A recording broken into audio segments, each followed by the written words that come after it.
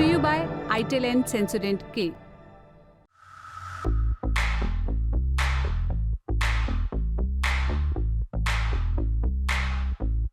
5 अगस्त 2024 ये वो तारीख थी जब प्रदर्शनकारियों की भीड़ बांग्लादेश के प्रधानमंत्री आवास गोनो भवन पहुंची। ये लोग शेख हसीना के इस्तीफे की मांग कर रहे थे। प्रदर्शनकारियों की भीड़ गुस्से में थी। फिर बांग्लादेश के सेना प्रमुख वकार उज़्ज़मा देश के सामने आते हैं, कहते हैं कि शेख हसीना ने इस्तीफा दे दिया, अब देश में अंतरिम सरकार बनाई जाएगी। उस समय शेख हसीना कहाँ थी? वो हेलीकॉप्टर में बैठकर देश से भाग चुकी थी। सेना ने उन्हें जाने के लिए मात्र 45 मिनट का समय दिया। उनका हेलीकॉप्टर भारत लैंड हुआ। शुरू में कहा गया कि वो उसी दिन लंदन चली जाएंगी, लेकिन ऐसा हुआ नहीं। उनके देश छोड़े 2 हफ्ते से ज्यादा का वक्त बीत चुका है, लेकिन अब तक उन्हें किसी भी देश में शरण की मंजूरी नहीं मिली है। तो तब से वो भारत में ही हैं। पर आज हम इसकी चर्चा क्यों कर रहे हैं? क्योंकि बांग्लादेश में शेख हसीना के प्रत्यर्पण की मांग उठने लगी है। बांग्लादेश नेशनलिस्ट पार्टी BNP के महासचिव मिर्जा फखरुल इस्लाम आलमगीर ने कहा कि भारत उन्हें कानूनी तरीके से बांग्लादेश के हवाले कर दे, यहाँ उन पर मुकदमा चलाया जाएगा। बांग्लादेश की अंतरिम सरकार ने अभी तक उनके प्रत्यर्पण की मांग नहीं की है, लेकिन देश में माहौल वैसा ही तैयार हो रहा है।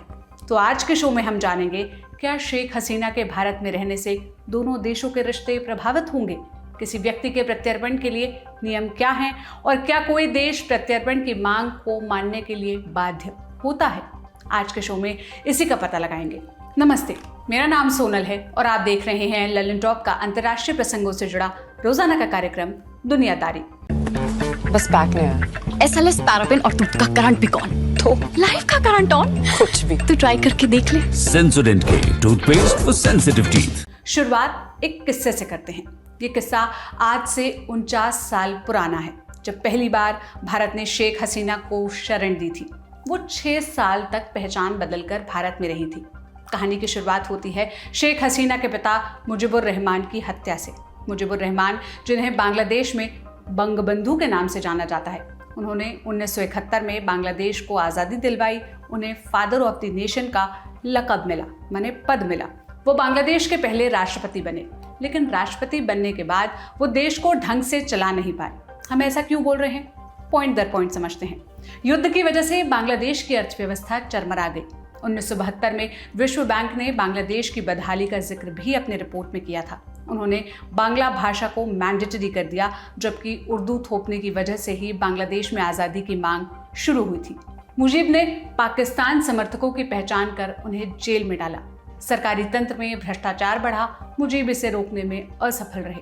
1974 के अकाल के दौरान मुजीब की पार्टी पर आरोप लगे कि वो घूस लेकर अनाज बांट रहे हैं। मुजीब ने 1972 में एक पैरामिलिट्री फोर्स का गठन किया, जिसका नाम रखी बाहिनी था। ये फोर्स इंसर्जेंसी को रोकने के लिए बनाई गई थी। इस पर हत्या और रेप के कई इल्जाम लगे। इन्हीं सब कारणों से मुजीब का देश में विरोध शुरू हुआ।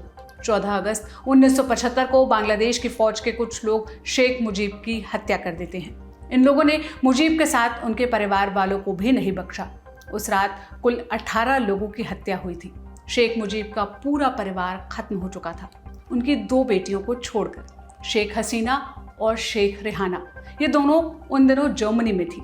उनके पिता की हत्या के बाद बांग्लादेश में राजनीतिक उथल पुथल हो गया। देश सैन्य शासन की भेंट चढ़ चुका था। ऐसे में शेख हसीना का बांग्लादेश जाना सुरक्षित नहीं था। इसी वजह से भारत की तत्कालीन प्रधानमंत्री इंदिरा गांधी ने शेख हसीना और उनके परिवार को शरण दी। शेख हसीना ने एक इंटरव्यू में बताया, इंदिरा गांधी ने हमें संदेश भेजा कि उनके परिवार को वो सुरक्षा देना चाहती हैं। हमने भी दिल्ली जाने का फैसला किया। उस समय हमारे मन में था कि अगर हम दिल्ली पहुंच गए तो हमारा बांग्लादेश पहुंचना भी आसान हो जाएगा। वहां जाकर हमें पता चलेगा कि हमारे परिवार के कितने सदस्य अभी जिंदा हैं। इंदिरा गांधी के बुलावे पर शेख हसीना और उनका परिवार दिल्ली आया। शेख हसीना के साथ उनके पति मोहम्मद अब्दुल वाजिद मियां और उनके 2 बच्चे सजीब और साइमा भी थे। दिल्ली आने के बाद उनकी मुलाकात इंदिरा गांधी से हुई। इसी मुलाकात में शेख हसीना को पता चला कि उनके परिवार के 18 सदस्यों की हत्या हो चुकी है।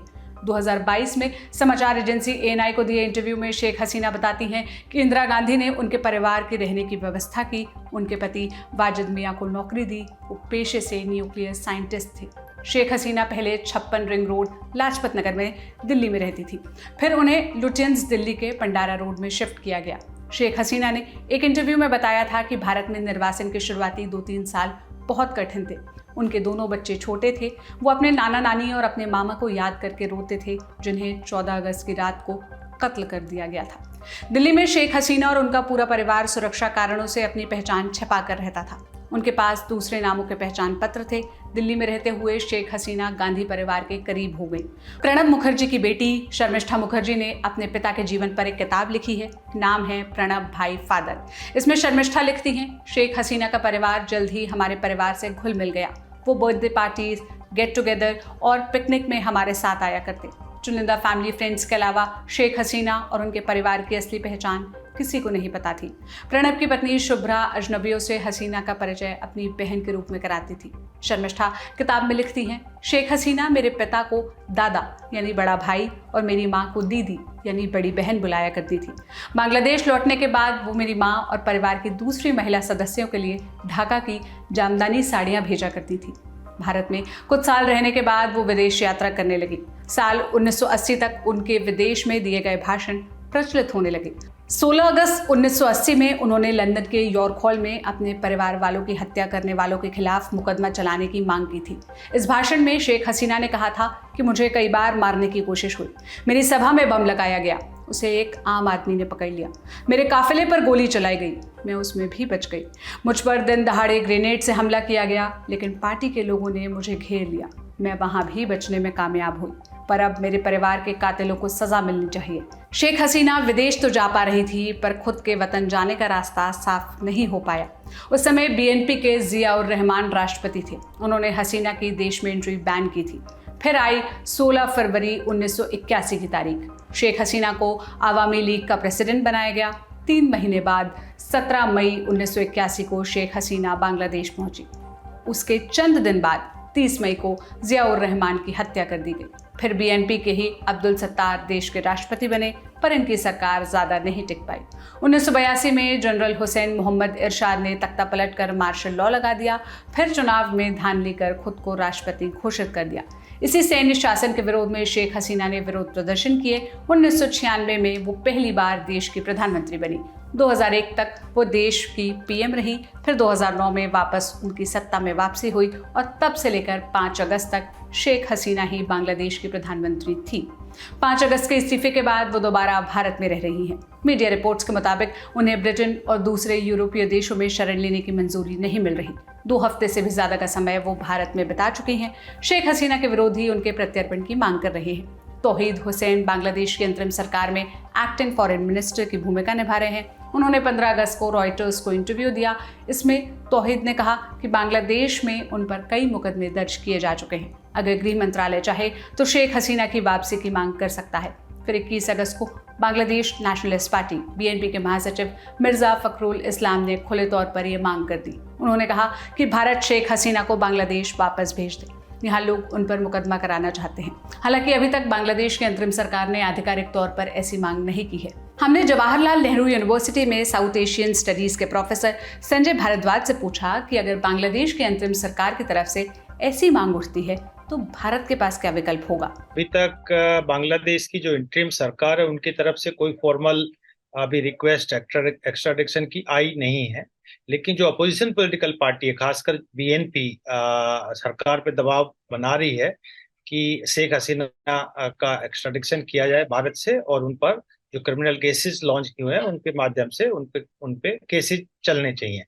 लेकिन 2-3 पहलू यहाँ पे आते हैं। पहला कि शेख हसीना पे जो केसेस हैं वो केसेस उनके वहां से जाने के बाद बांग्लादेश से भारत आने के बाद में ज्यादातर लॉन्च हुए हैं। पहले कोई ऐसे क्रिमिनल केसेस नहीं थे। दूसरा विषय ये है कि जो केसेस हुए हैं क्या उनमें जो सजा है वो 1 साल से ज्यादा है।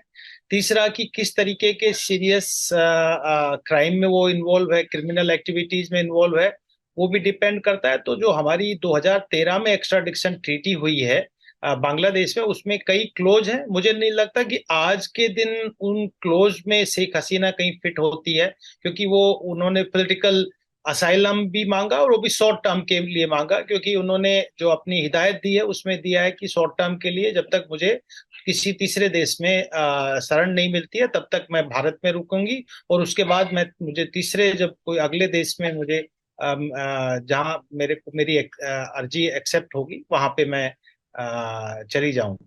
तो मुझे नहीं लगता कि ये कोई अभी आज के दिन भारत सरकार और बांग्लादेश सरकार के बीच में कोई कंटेंशियस इशू है या कॉन्फ्लिक्टिंग इश्यूज हैं, क्योंकि कोई फॉर्मल रिक्वेस्ट इसमें की नहीं गई है। क्या शेख हसीना का भारत में रहना दोनों देशों के बीच रिश्तों में खटास पैदा कर सकता है? भारत को क्या करना चाहिए?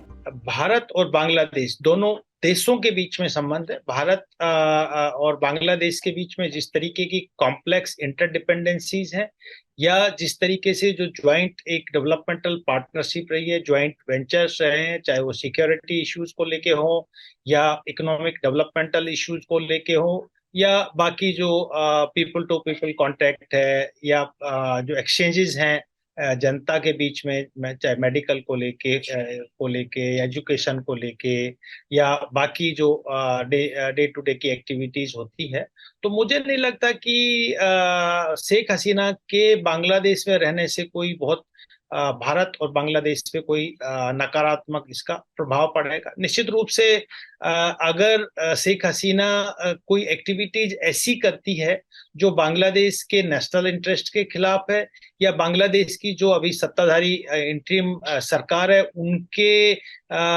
खिलाफ कोई कॉन्स्पिरेसी का इशू हो, तो निश्चित रूप से वो भारत पर दबाव बनाएंगे कि आपकी भूमि पर बैठ के इस तरीके की एक्टिविटीज को अंजाम दिया जा रहा है। अगर शेख हसीना शांतिपूर्ण तरीके से रहती है और अपना तो मुझे नहीं लगता कि कोई बहुत बड़ा कंटेंशियस इशू भारत और बांग्लादेश के बीच में आएगा। दूसरा जो पहलू है कि जो अभी इंटरिम गवर्नमेंट है वो काफी प्रोग्रेसिव है, सेकुलर गवर्नमेंट के रूप में हम कह सकते हैं। मैं खासकर मोहम्मद यूनुस की बात कहता हूं और जो प्रोटेस्टिंग जो छात्र इस सरकार के हिस्सा बने मैं उनके लिए कह सकता हूं।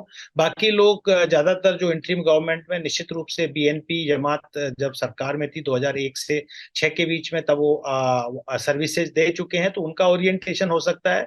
लेकिन मोहम्मद यूनुस नोबेल लॉरेट हैं जो विमेन एम्पावरमेंट की बात करते हैं, पॉवर्टी एडिकेशन हटाने की बात करते हैं। तो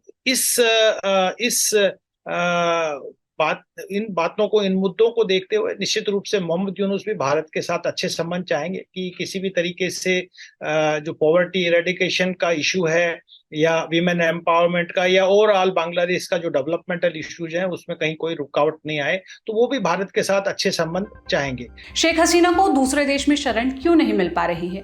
देखिए, इसका मुझे लगता है कुछ टेक्निकल इश्यूज भी हैं और कुछ डिप्लोमेटिक इश्यूज भी हैं और हो सकता है पॉलिटिकल इश्यूज भी हो।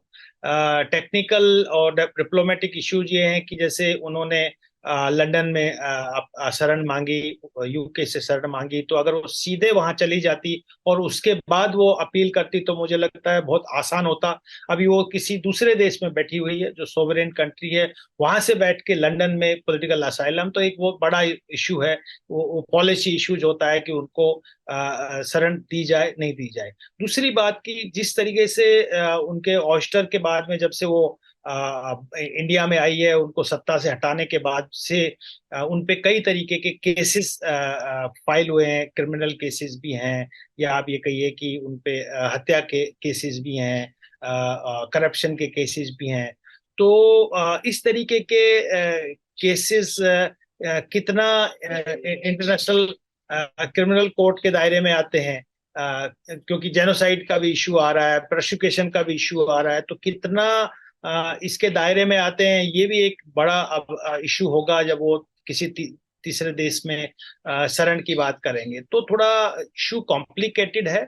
मुझे लगता है कि कोई एक पैसेज, राजनीतिक पैसेज उनको मिलेगा, उनको रिलीफ मिलेगा और निश्चित रूप से इनको एक स्थायी जगह रहने की मिलेगी। अब प्रत्यर्पण के नियम जान लेते हैं। दो देशों के बीच प्रत्यर्पण तभी संभव है जब दोनों देशों ने प्रत्यर्पण संधि साइन की हो। भारत और बांग्लादेश ने 2013 में ही ये संधि साइन कर ली थी। क्या है यह संधि? अगर एक देश की अदालत किसी व्यक्ति को अपराधी घोषित कर देती है और वो व्यक्ति प्रत्यर्पण के योग्य अपराध का दोषी पाया जाता है तो दूसरे देश को उस व्यक्ति का प्रत्यर्पण करना होगा। इसके अलावा ये संधि भी अमल में आएगी जब उस व्यक्ति द्वारा किया गया अपराध दोनों देशों में दंडनीय हो। क्या कोई देश प्रत्यर्पण के लिए मना कर सकता है?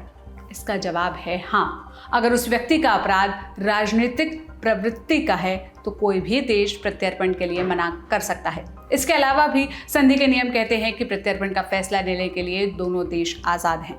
बांग्लादेश और भारत के बीच कब प्रत्यर्पण हुआ है, आइए ये जानते हैं। 2015 में United Liberation Front of Assam ULFA के नेता अनूप चेतिया को बांग्लादेश से भारत लाया गया था। उल्फा को भारत में एक आतंकी संगठन घोषित किया हुआ है।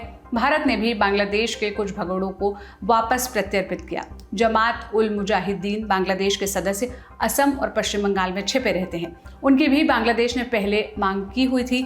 ये तो हुई प्रत्यर्पण की बात। बांग्लादेश से और जो अपडेट्स हैं वो जान लेते हैं। पहला अपडेट तो यह है कि शेख हसीना और उनकी पार्टी के सांसदों का डिप्लोमेटिक पासपोर्ट रद्द कर दिया गया है। हमने जानकारों से पूछा कि ऐसे में शेख हसीना और आवामी लीग का बांग्लादेश में क्या भविष्य रह जाता है। देखिए, जहां तक डिप्लोमेटिक पासपोर्ट की बात है, तो जब तक वो मेंबर ऑफ पार्लियामेंट थे, जब तक वो प्रधानमंत्री थी, जब तक गवर्नमेंट का हिस्सा थी, तो उनको डिप्लोमेटिक पासपोर्ट इशू किया गया। जब वो सरकार से ही हटा दिए गए और पार्लियामेंट को भंग कर दी गई तो निश्चित रूप से उनका जो डिप्लोमेटिक पासपोर्ट है उसको रिवोक करना कोई भी सरकार रिवोक करती है।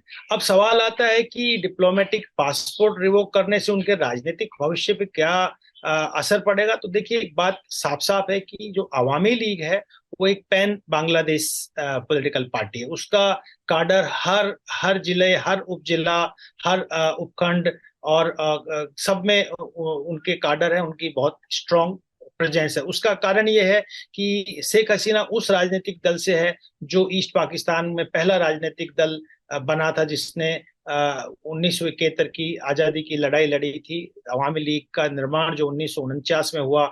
और दूसरा जो सबसे बड़ा पहलू है कि जो शेख हसीना के फादर बंगबंधु मुजीबुर रहमान, जिसको फादर ऑफ द नेशन भी कहा गया, उन्होंने 1952 से लेके और 1971 तक बांग्लादेश की जो नेशनल अवामी लीग है उसको लीड किया और आज़ादी की लड़ाई को आगे बढ़ाया, जिससे बांग्लादेश का निर्माण हुआ। तो ये बात मान के चलिए कि जो एक स्ट्रॉन्ग अवामी लीग काडर है, चाहे उसमें सेकुलर डेमोक्रेटिक लोग हों या माइनॉरिटी कम्युनिटी हो या फ्रीडम फाइटर्स हों, तो जो 1971 की स्प्लिट, जिसमें secularism, democracy, social justice and Bengali nationalism में विश्वास करने वाले, वो सब अवामी लीग के साथ आज भी जुड़े हुए हैं। और मुझे लगता है कि आगे भी वो उम्मीद करेंगे कि उनको एक स्ट्रांग लीडरशिप मिले, चाहे वो मुजीबुर रहमान की फैमिली से मिले या उनके बियॉन्ड मिले, तो अपने राजनीतिक वजूद के लिए निश्चित रूप से वहां पे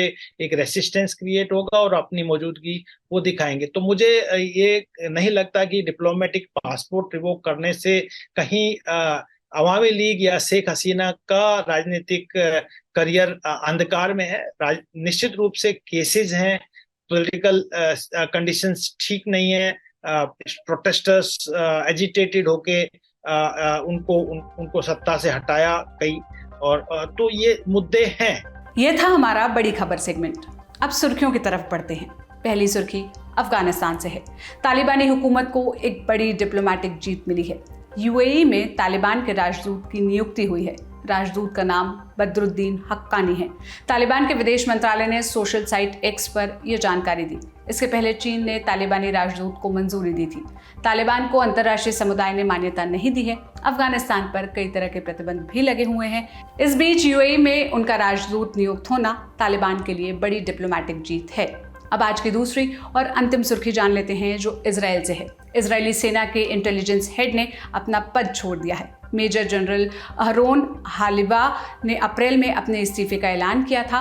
वो 38 साल से भी ज़्यादा समय से इजरायली सेना से जुड़े हुए थे। पद छोड़ते हुए उन्होंने कहा कि हम अक्टूबर 7 का हमला रोकने में नाकाम रहे हैं। मैं इसकी जिम्मेदारी लेता हूँ। तो आज का दुनियादारी यहीं पर समाप्त होता है। आप इन मसलों पर क्या राय रखते हैं, क्या कहना चाहते हैं, हमें कमेंट में ज़रूर बताइएगा। अपना खूब ख्याल रखें। शुक्रिया। शुभ रात्रि।